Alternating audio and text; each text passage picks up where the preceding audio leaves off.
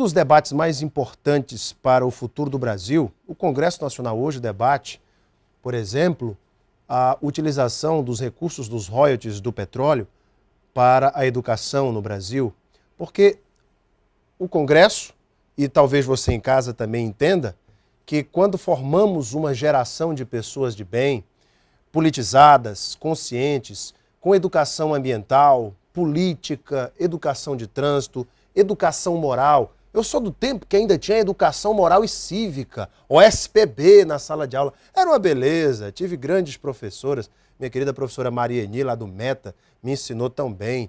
E outras professoras que tive, que me ensinaram a educação que eu tive em casa, mas que também me levaram a entender melhor o meu papel como cidadão. Ou seja, o Brasil vive um debate muito interessante sobre isso. E hoje eu vou tratar sobre a reinserção do jovem, do adolescente que cometeu um ato infracional, que está num centro socioeducativo, que precisa se preparar para o seu futuro, olhando para trás, revendo seus erros e observando o futuro, pensando no que ele pode fazer da sua vida dali para frente. Recebo aqui Henrique Corinto, presidente do Instituto Socioeducativo do Acre, que traz inovações.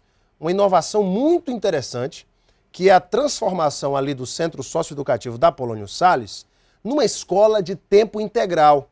Segundo o Henrique Corinto, o negócio está dando certo. Boa noite, Henrique. Boa noite, prazer novamente estar aqui contigo, Alan. O senhor fica bonito de terno, viu, senhor Henrique? Fica muito bonito.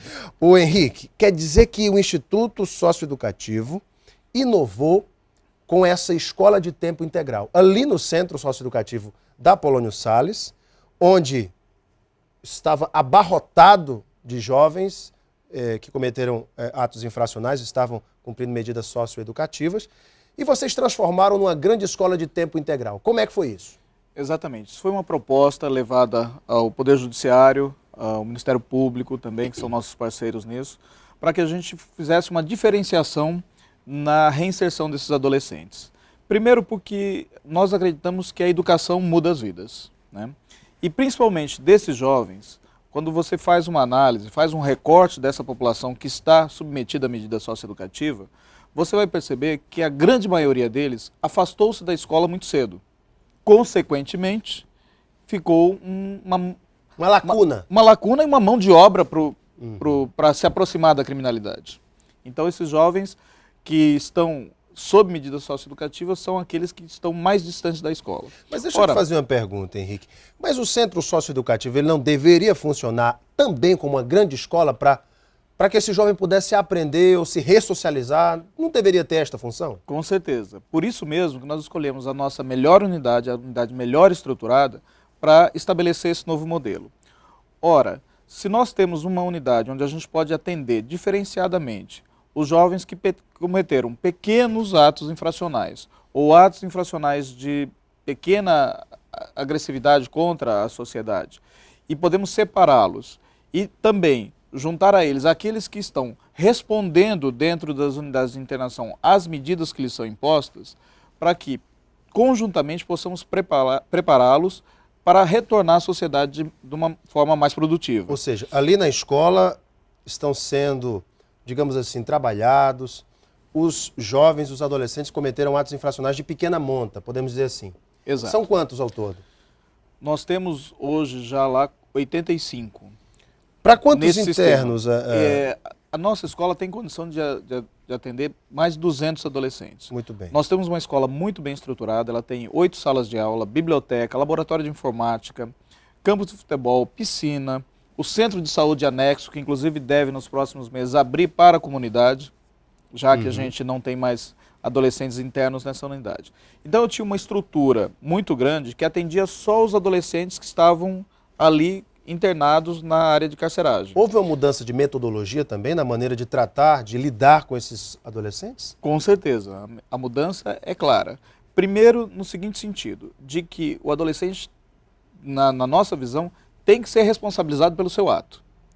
Nós não Pode ter aquela visão de coitadinho, não sabia o que fazia. Ele sabia o que fazia. Ele sabe. Talvez ele não saiba as consequências. Talvez ele menospreze as consequências. Menospreze as consequências. Né? Mas ele sabe e tem que ser responsabilizado por cada ato. Agora, nós temos que fazer essa responsabilização de maneira diferente, atribuindo a cada um o tamanho da sua responsabilidade. Aí entra também o trabalho dos assistentes sociais e psicólogos. Com certeza. Então, o que nós fizemos ao chegar no Instituto? Reforçamos essa parte técnica de assistentes sociais e psicólogos.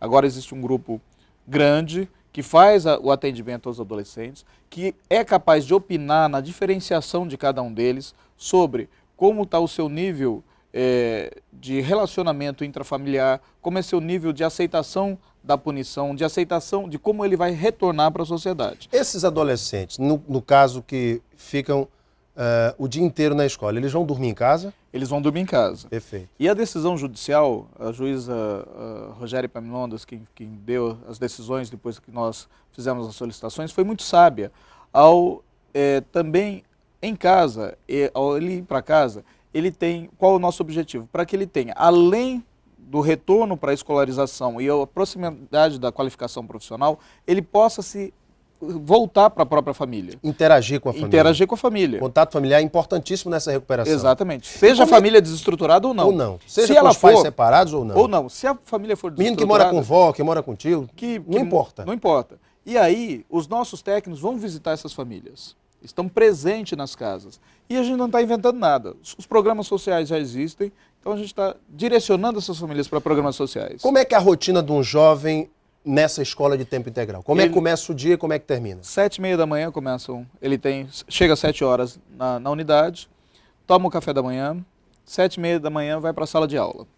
Fica em aula até 11h30, ao meio-dia é servido o almoço dentro da unidade, ele almoça, 1h da tarde começa o curso de qualificação profissional. Ah, é uma etapa importante. Que é um curso que aí vem as parcerias importantes. Já temos, obviamente, a parceria da Secretaria de Educação, que é a grande parceira, a escola que nós temos é uma escola reconhecida pela educação, com direção, corpo docente, enfim, com toda a estrutura que uma escola deve ter. O Instituto Dom Moacir, parceiro ao trazer os cursos do Pronatec, Sesc Senat, empresários locais, vários... São vários cursos. Vários cursos. Nesse primeiro momento, nós estamos fazendo um reforço intensivo na parte de conhecimentos de português e matemática, porque todos eles são base para os cursos. Então, nós estamos insistindo nisso junto aos adolescentes. Dia 14 de janeiro agora, iniciam-se os cursos profissionalizantes propriamente ditos, né? E aí vai desde manutenção de computadores, conhecimentos de informática, manutenção de motocicletas, enfim, várias áreas. Os cursos são bem interessantes, tem muito a ver com o que o jovem deseja, ele almeja. Todo jovem hoje quer saber de informática, de internet, de computadores, exatamente. Moto, carro, essas coisas interessantes. E ali não é um curso profissionalizante propriamente dito, é um curso de qualificação profissional. Ele sai dali preparado com condição para o de mercado de disputar trabalho. alguma vaga no mercado de trabalho. E existe alguma ajuda de custo para esse menor, para esse adolescente cometer o ato infracional? A ajuda de custo do próprio curso do Pronatec, que dispõe para cada adolescente R$40 semanais, para que ele tenha custeado suas despesas de manutenção e transporte. Essas coisas todas. O monitoramento, o acompanhamento do progresso desse adolescente, como é? Nós temos uma equipe que faz o monitoramento, que é a equipe de técnicos, assistente social, psicólogo e pedagogos e os professores, que acompanham a vida desse jovem. Bacana. Esse acompanhamento também é feito na casa desse jovem, porque, como dizia, a decisão judicial restringiu esse jovem também a oportunidade dele ser encontrado na rua depois das 9 horas da noite.